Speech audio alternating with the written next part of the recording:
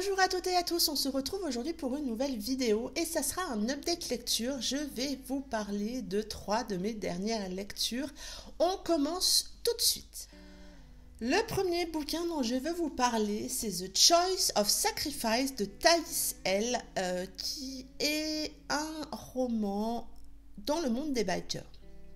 On retrouve ici Judy et Kelly qui sont sœurs.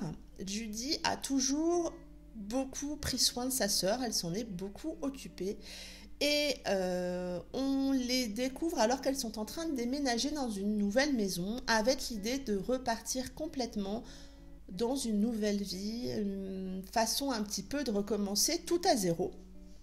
On ne sait pas trop pourquoi Judy veut recommencer tout à zéro, mais on sent rapidement qu'elle a un fort instinct de protection envers sa sœur.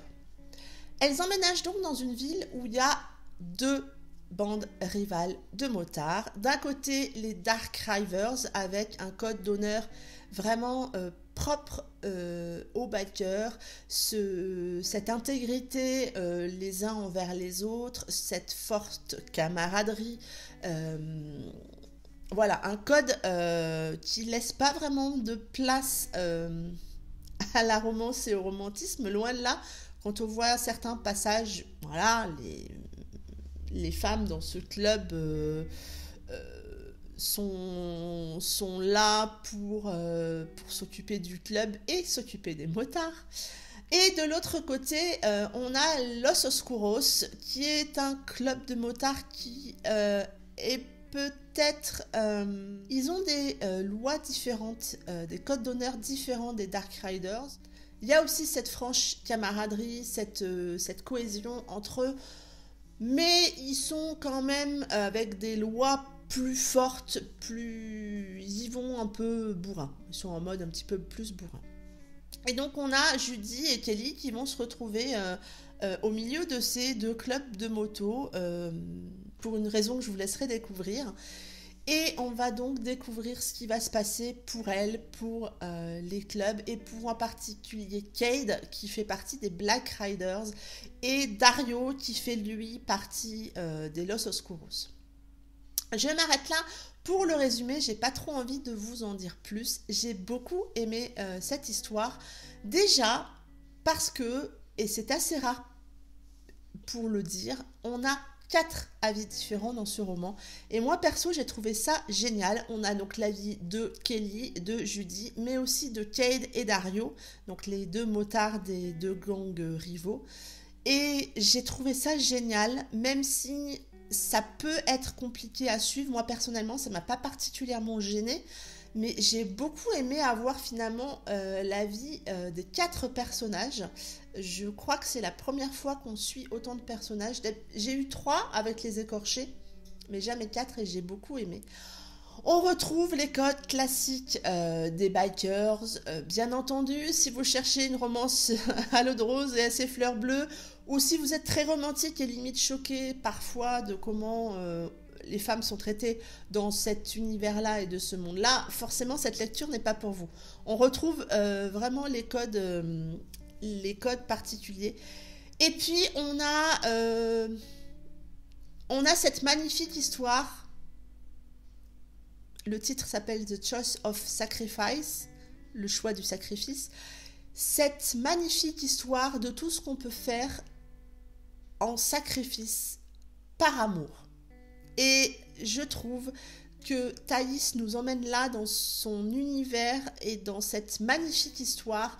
Ouais, j'ai bien aimé. Moi, je me suis laissée emporter. Je me suis beaucoup attachée au personnage, particulièrement Cade. Forcément, il est plus âgé que Dario, donc il m'a plus emporté dans son histoire, dans son univers. J'ai plus apprécié aussi on va dire le cadre, le clan, les lois des Dark Riders. Voilà. C'est Cade. J'ai beaucoup apprécié le personnage très bourru, très ouais, un peu nounours, mais il faut gratter. Voilà, c'est comme d'hab. Et moi, j'aime les nounours où il faut un petit peu gratter et comprendre, chercher un petit peu ce qui se cache derrière ce gros dur. Finalement, voilà, c'est un nounours. Et puis, Kelly m'a un chouille un petit peu plus... Alors, pas agacée, si un peu agacée quand même malgré tout, mais elle est plus jeune, donc je pense que c'est sa jeunesse qui m'a agacée.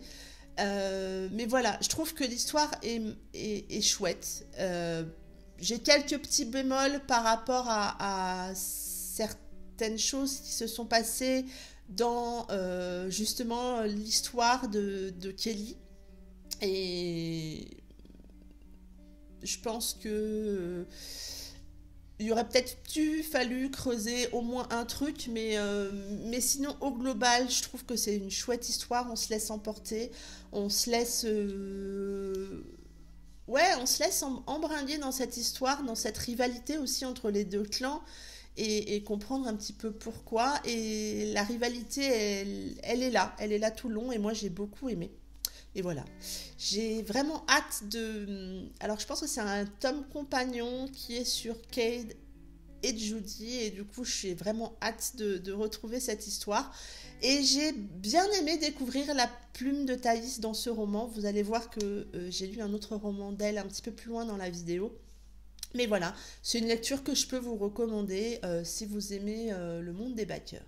J'ai ensuite lu Coup d'enfer, le tome 2 de la saga Tentation de Ella Frank, que j'ai lu en lecture commune avec Candy Shy et Lydie.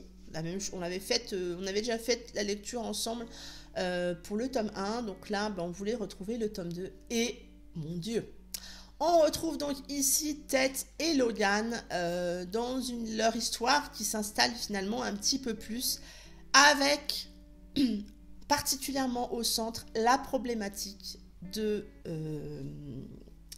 Tate quand il annonce à ses parents qu'il est avec Logan. Et ce tome m'a remué les tripes. Par rapport à ça, ça m'a littéralement remué les tripes de voir à quel point Tate est rejeté par sa famille, par ses parents, on a le droit, pour moi, d'aimer tout le monde, quel que soit son sexe, quel que soit son âge, quelle que soit son histoire, sa couleur de peau, tout ce que vous voulez.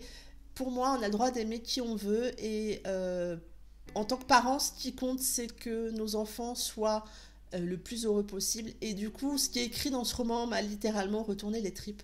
On découvre une magnifique évolution de l'histoire de Tate et Logan. Vraiment, là, je suis super contente. Autant dans le tome 1 à la fin, il y avait un peu trop de sexe. Alors, forcément, hein, c'est une romance érotique, donc il y a du sexe, mais à la fin du tome 1, voilà, ça faisait peut-être un petit peu beaucoup. Là, j'adore le développement de l'histoire entre Tate et Logan.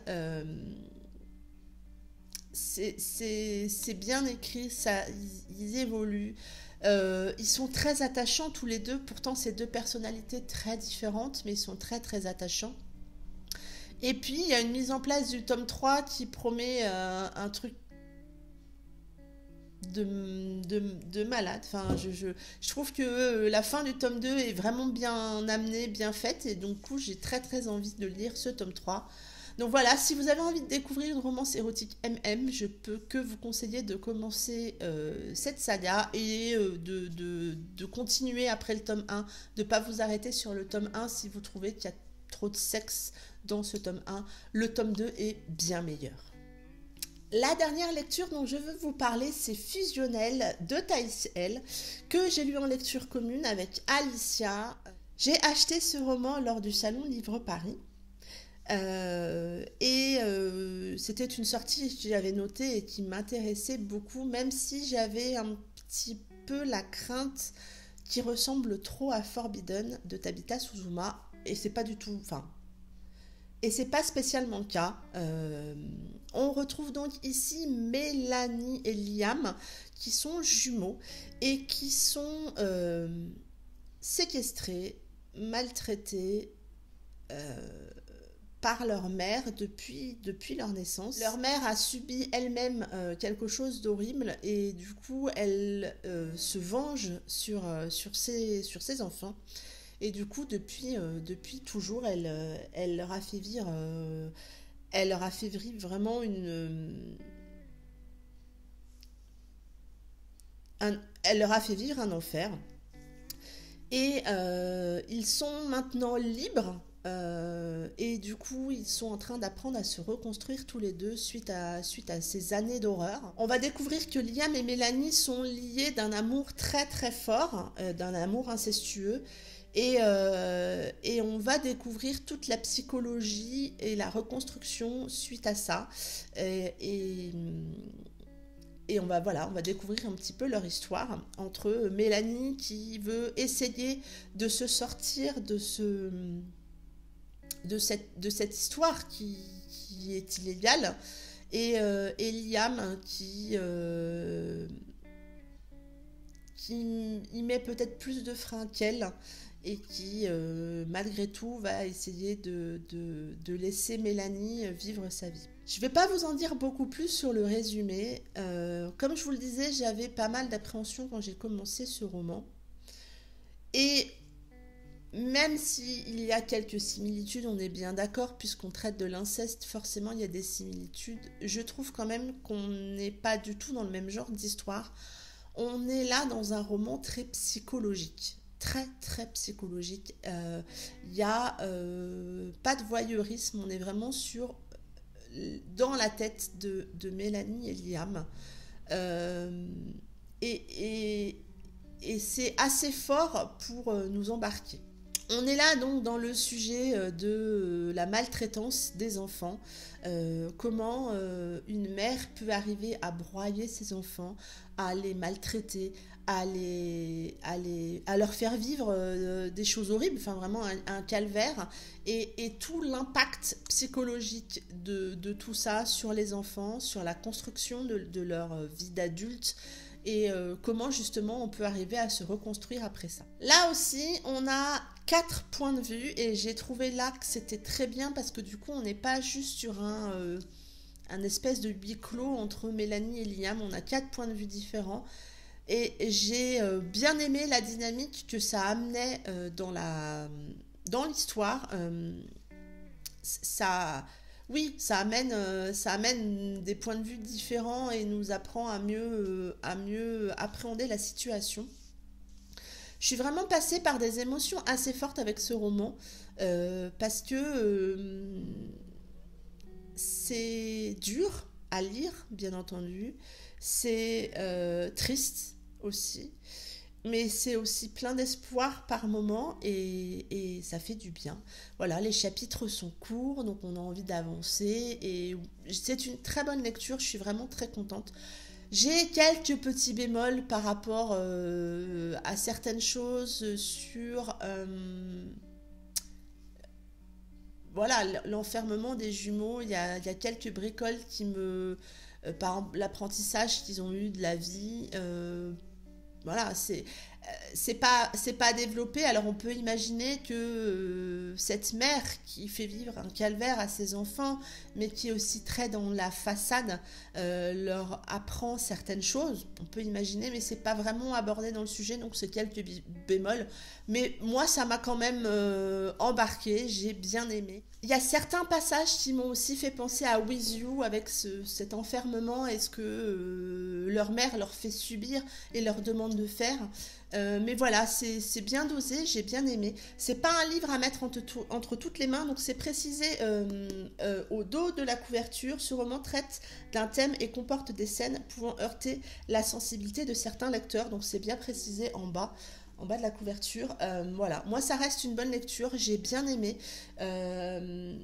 Je vais suivre un peu les sorties de Thaïs L parce que ça soit avec The Choice of Sacrifice ou Fusionnel, moi j'ai bien aimé. J'aime beaucoup avoir finalement plusieurs avis, en tout cas plus de 2 points de vue dans les romans, et ça l'a fait avec moi, avec Fusionnel. Je crois que Alicia a aussi beaucoup aimé. Je vous mettrai le lien de sa vidéo où elle en parle. Et voilà. Ça en est tout pour cette vidéo et mes lectures passées. Je vous souhaite de très très belles lectures, une très belle semaine et je vous dis à très bientôt pour une prochaine vidéo. Bye bye!